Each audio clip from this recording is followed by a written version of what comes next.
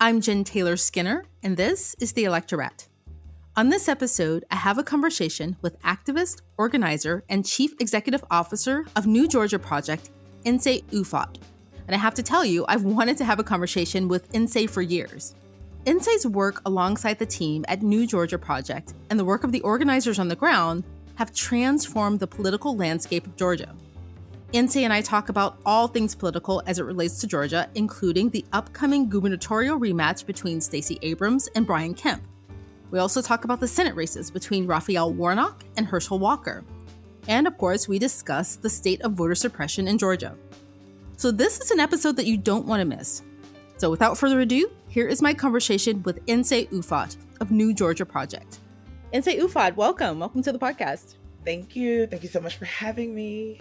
So, the Georgia primaries, they just ended.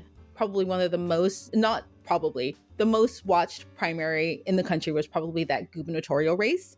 And now Brian Kemp won the Republican primary. So that means he's going to compete again against, Stacey Abrams. And I was just telling somebody that if you thought that Stacey Abrams was good then during the first round, and I did, she was really good then, now she's a force. Listen, I stand in awe, and I got a backstage pass in some regards, right? The wall has gone up and she's not involved in the day-to-day of the New Georgia Project anymore, but to have a front row seat to see the sort of power, the magnitude, she is indefatigable. I have known that word since I was preparing for the SATs back in the 90s.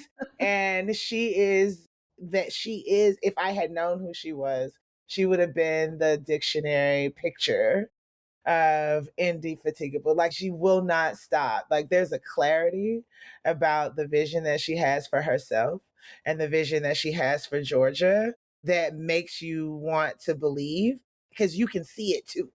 You can see it and you can feel it. And if I were Brian Kemp, I'd be scared. Well, he is scared, right? Man, listen, on his election night acceptance speech, when he should have been talking about why he's awesome or whatever, it was and we're not done. Y'all need to join me and make sure that Stacey Abrams doesn't become the next governor of Georgia or the next president of the United States. And he said it with his chest.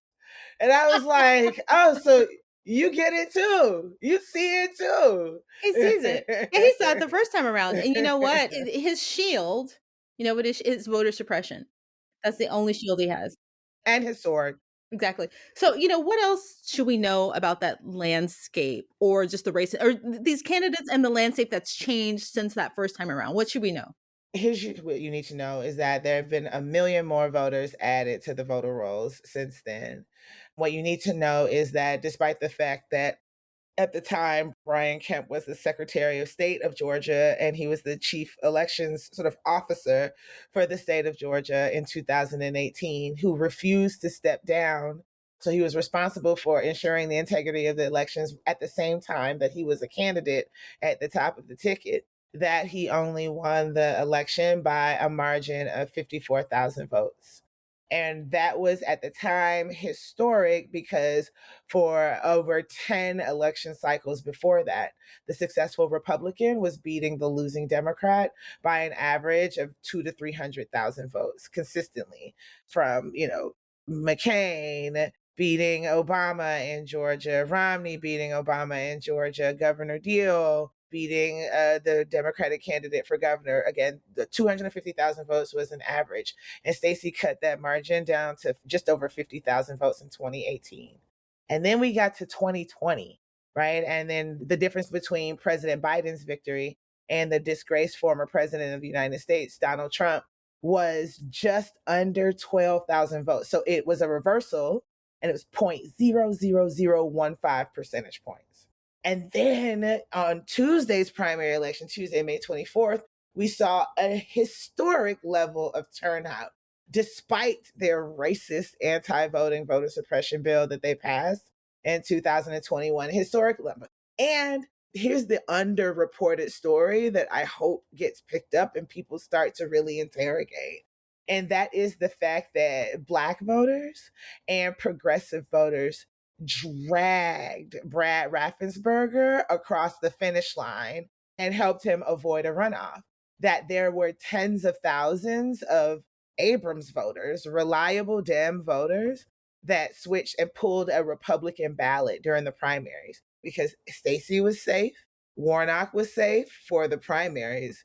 And so Jody Heiss represented an existential threat. It represented a reintroduction of Donald Trump into Georgia's political business, which nobody wants on either side, right? And so we saw, again, tens of thousands of Abrams voters pull Republican ballots during the primary and dragged Raffensperger across the finish line. And I think that, again, that is also why they're afraid. The RNC the next day intervened in one of the lawsuits that we have against the state of Georgia against Senate Bill 202. So they see it. They see the level of organizing. They see the determination. They see that they are throwing everything they can at Georgia voters, at the folks who believe in this multiracial democracy that we are headed towards, and it's not working. It's annoying. It's frustrating, right? It's illegal. It's unpatriotic. It's racist. It's sexist. It's classist. And it also won't work. When Stacey Abrams becomes governor, how will she transform the state? Like, how are Georgians living now? And how do you think they'll live under a Stacey Abrams Georgia? So America, right, hasn't had a raise in 12 years. The federal minimum wage is $7.25. The minimum wage in Georgia is $5.15. And it's below the federal minimum wage, and it's been that way for longer. Georgians, like, there's no way for you to take care of yourself, let alone a family, on such depressed wages, right? So, and the Republicans in the legislature are not ashamed of it. They're not embarrassed by it at all.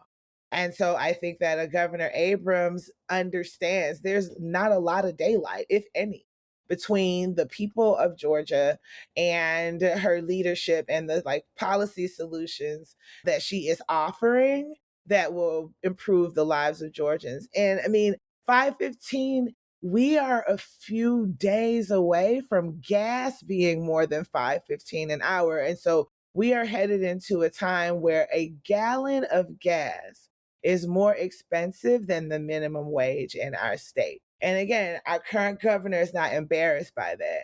I think the other difference is that, like, she is an accountable leader and she's brilliant, and that part of her brilliance is bringing together a team of experts to think about like how to do the most good for the most amount of people. We're still in the middle of a pandemic. Our current governor would get on television and lie about what he knew, lie about when he knew it. It's disgusting. People are dying. And here's what makes it even more egregious, that Georgians know that he's the only governor in the entire country that lives and works within 5 miles of the CDC. You can see the CDC from your backyard, bro. Like, why are you lying about COVID? It's disgusting. It's disgusting. You should be ashamed of yourself. And again, you won't get that, I think, from a Governor Abrams. I think that, hell, there are 12 hospitals in rural Georgia that have closed or that are about to close. And so people are still having babies. People are still fighting COVID. People are still beating cancer, right? And like, hospitals are closing. In most communities that they're in, hospitals tend to be one of the largest employers. But because of Republicans' refusal to expand the Affordable Care Act, and to be clear, the Affordable Care Act, I know that folks like have fought, it's been over a decade. The federal government is offering to pay for 90% of what it costs to provide your citizens in your state healthcare. They're just asking the state to come up with the last 10%. And Republicans in Georgia refuse. They would let us die, than give an inch on their political agenda. Those key ways, I mean, I have a list if you have time, but those feel like big, easy, clear, sharp, right distinctions between an Abrams Georgia and a Kemp led Georgia. That's a lot. That's enough. I mean, I mean, just the last thing you mentioned about the ACA, the biggest thing is they don't have a replacement for it. Like, regardless of whatever your issues are with the ACA and whether it doesn't go far enough for you, theirs really don't go far enough for you because there's nothing there. They're like, no. And then the Republicans and Congress, they voted like what, over 50 times, over 50 votes to get rid of Obamacare or to get rid of the ACA with nothing to replace it. How? How? How? Yeah. Yeah, and the minimum wage, I don't think that people understand, even if you understand that it's low, I don't think they understand that there are people trying to raise families on that, right? Like, I made that when I was in high school at McDonald's. That's what they try to tell you. Republicans try to tell you that's what it's for, but that's not it. No. It's so funny because the people who are working in fast food and in retail are getting older and older. And like, yeah, no, not at all. People are trying to raise families on these poverty wages, and we need to do something about it. So, like, how dare you open your mouth, talk to us about inflation, right? You don't think that we know that bread is $6 a loaf and gas is about to be $6 a gallon? If nobody understands inflation more than the working poor. I want to talk about the Senate for a bit, just move on from the gubernatorial race and talk about the Senate. First of all, can we just go back to 2020? Because that time was really, really memorable for me, or 2021, actually, not 2020. Those runoff races in the Senate in Georgia. Because I haven't felt that sense of electricity like I did in a long time when Warnock won his race and Ossoff won his race in those runoffs. Probably since Obama. Like, I don't know why there was so much electricity around those two races. I mean, I guess I know practically why. But, what was it like on the ground? I mean, it was an electrifying time. It was exhausting. But, watching people eyes light up and people get it and people understand what we've been talking about. We've been talking about organizing. It was really magical. Listen, in the 9 weeks between the November 20 general and the January runoffs, $1 billion with a B was raised and spent. These are the most expensive congressional races in the history of American politics. And it was ultimately people power that still won, that these armchair political scientists loved to tell us that a runoff electorate favors older, whiter, and more conservative voters. And so, like, Republicans definitely have an advantage in this election. And they may be able to get one, but two in Georgia? Never, right? And we proved them wrong. It was amazing. I mean, I think because we were in the middle of a pandemic, there were travel restrictions. Like, we would tell people like that we didn't necessarily need celebrities like pulling up and all coming down to Georgia to like do events, etc. And so there was like a targeted and an intentional way that we ran our programs, and it was led by Georgia leaders because the infrastructure was already in place, because Georgia wasn't on anybody's maps. There weren't any national campaign committees, the presidential campaign, the vice president, like, they did not consider Georgia in play. Georgia wasn't a swing state or a battleground state. And so they invested and ignored accordingly. And so when the opportunity came to win back the Senate, and people were like scrambling, like, oh shit, excuse me, but like, I guess we got to get down to Georgia and build some stuff. And they got there and they were like, what? The New Georgia Project is knocking on 50,000 doors a day? How? Right? We didn't give them any money. They weren't on our list. How? Right? And so that's fun too. That was super fun to be like, okay, I know that you were going to come down here with your superhero cape and save us, but grab a clipboard. Thank you. You know, I remember that, and I just, and this is why I'm so in awe of you and of New Georgia Project, because a lot of people thought that was impossible. I mean, I felt it like in 2020, in the fall, I had my eye on this race, but a lot of people were kind of in this world, this political world. We were watching it, right? So it didn't surprise me, but it was a really electric time. But now we're here, right? And, Warnock's term is going to be up. So he's running against Herschel Walker, right? But so first of all, let me just ask you this question I've always wanted to ask anyone who can answer this. Did they put Walker up to split the Black vote? Yes. And because he's like super cool with That obviously, yeah, that's one of them. But I mean, like they could have found, a million people who were super cool with Trump in Georgia, but Herschel Walker specifically, because you've got Warnock, who's so popular on the Democratic side. I don't know what they think. I mean, I guess I do know what they think.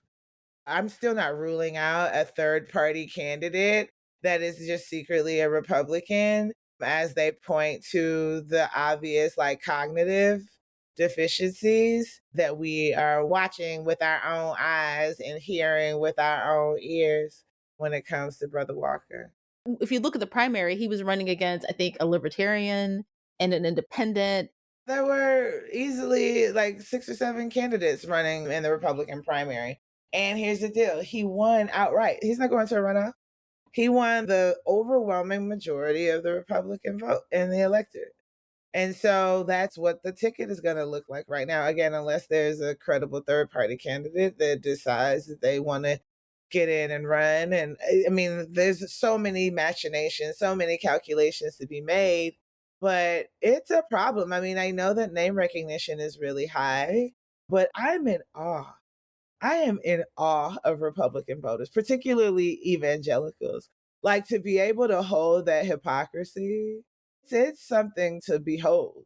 The idea that they espouse the rhetoric of a faith-based politics that like thinks about the least of these and a public policy that is designed to benefit the most of us, and yet their political priorities and the candidates that they run and their rhetoric is all filled with hate and violence. And I just wow.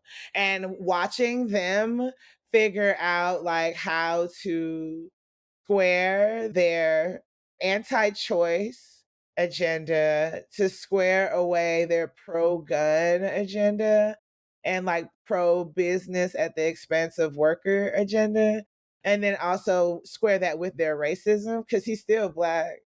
Yeah. Right, right, And right. I want to watch their heads explode while they try to square that circle. I'm in awe too.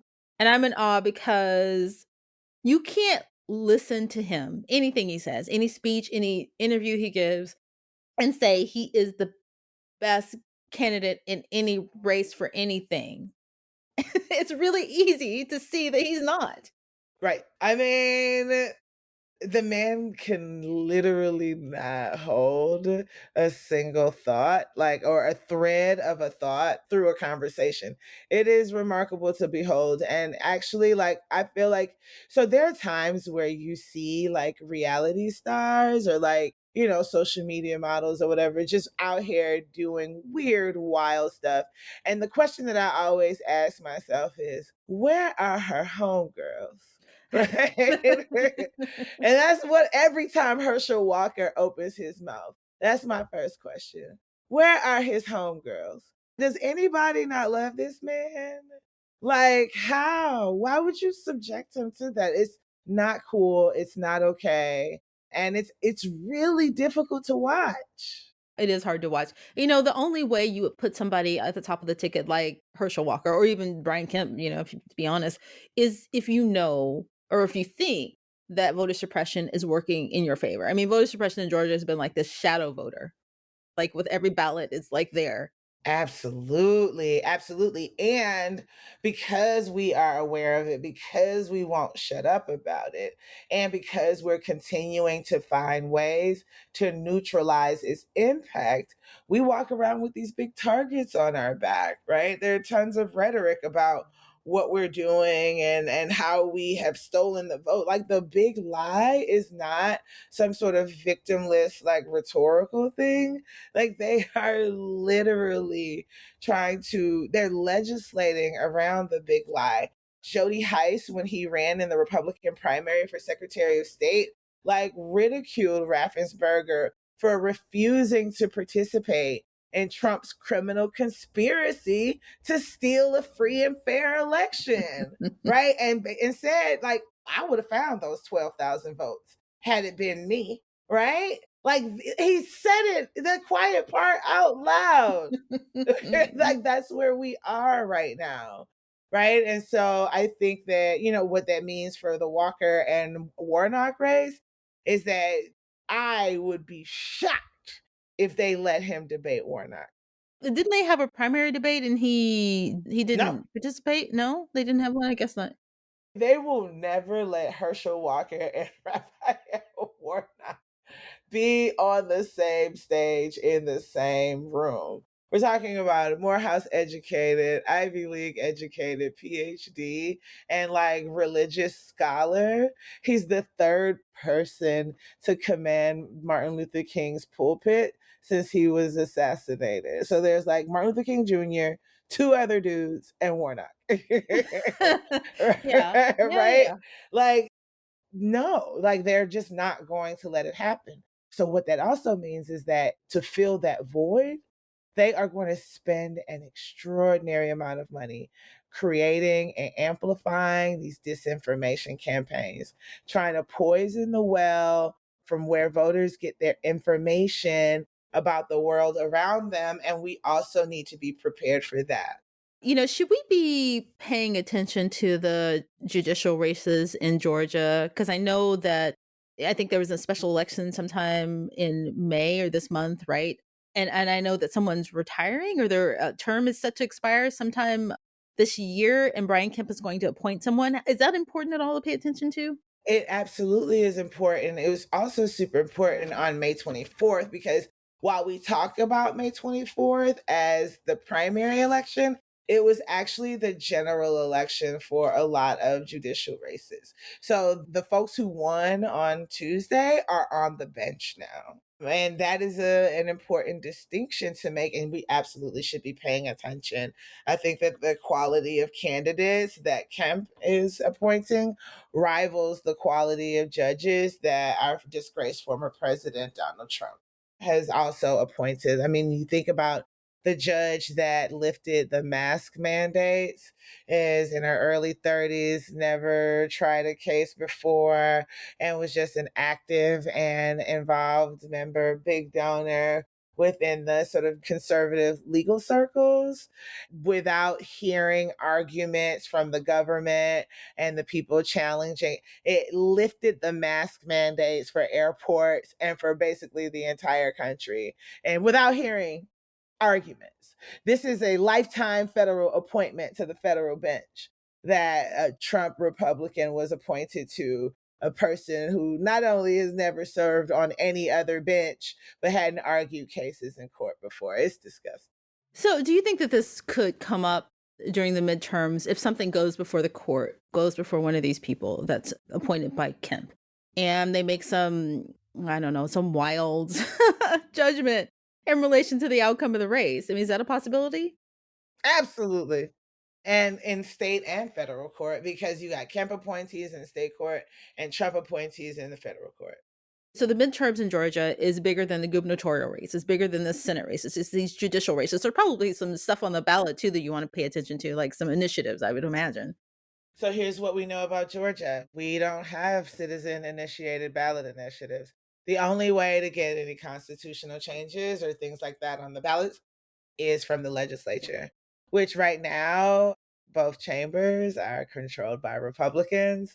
And so any of the measures that folks have tried to push through the legislature just die on the floor, which is also why we're prioritizing flipping the balance of power, not only in Congress or hanging on and widening the base of accountable leaders that we get elected, but we're also trying to flip power or flip the balance of power in the Georgia state legislature as well.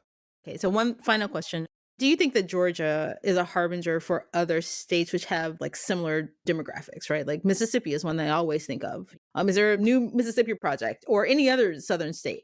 Oh, there's no doubt in my mind. I mean, we're in deep community and relationship with folks who are doing very similar things to what we're doing in their home states. But I mean, I think that you never go wrong with people power. That if you're building the broadest possible vehicle that can take like your community's ambitions and like a set of agreements, a set of principles and some things that you want to throw down and fight for. Like it is possible, right? A higher minimum wage is possible. Listen, they're building 2 new nuclear power plants in Georgia, and there haven't been any new nuclear power plants built anywhere in the US in 30 years. Like there's so many opportunities across the deep South. And I think a lot of it is because of how long it's been ignored. And so people have had to get creative in their organizing. They've had to get creative in their campaigning in order to see any kind of victories. And more importantly, in order to hold the line, right? You see what happens when the politics of white supremacy goes unchecked. Ohio legislators passed a bill criminalizing doctors if they don't attempt to re-implant ectopic pregnancies. Those are pregnancies that sort of grow outside of like the womb. And if you don't, as a doctor, try to re-implant the pregnancy like back in the uterus, then you are considered like aiding and abetting abortion and you could face criminal penalties. It's ridiculous. It's ridiculous. And so I think that people across the South, a multiracial coalition of folks across the South, have been holding the line for a very long time and have a lot to teach the rest of the country about resistance and about building a broad, resilient coalition that's designed to get progressive victories. Wait, sorry. Doesn't that put the woman's life at risk trying to do that? I mean, is that even medically? I don't know. I mean, listen, yes, but so does banning abortion altogether. And they don't care about that. Ohio bill orders doctors to re-implant ectopic pregnancy or face abortion murder charges. Wow. That is incredible. It's almost unbelievable. So, all hands need to be on deck for this fight. So, how can people get involved in New Georgia Project? Follow us at New Georgia Project and at newgeorgiaproject.org. I think that this is the time for those of you, even if you don't live in Georgia, like we are needing support in all of the ways. I think that there are ways for people to volunteer virtually. There are ways for people to give virtually. We're looking for content creators and people who can help us talk about the opportunities with voting and registering to vote and with young people in cool and new and different and interesting ways. That I really, when we talk about people power, it's not just some alliteration. Like it's really how we have won, how we got to this point, and how we're going to get on the other side of this. So join us. Yes, join them. Follow Georgia Project on Twitter, on social media. Give them all the help. Give them all the things. Yay. Thank you. Nsé Ufot, thank you so much for everything you've done, all of your work. I will take you up on that. I'll try to do something. I don't know, create content, do something for you. Anyway. Yay. Thank you. Thank you. Thank you. Thank you. I appreciate it. Thank you. All right. Take care.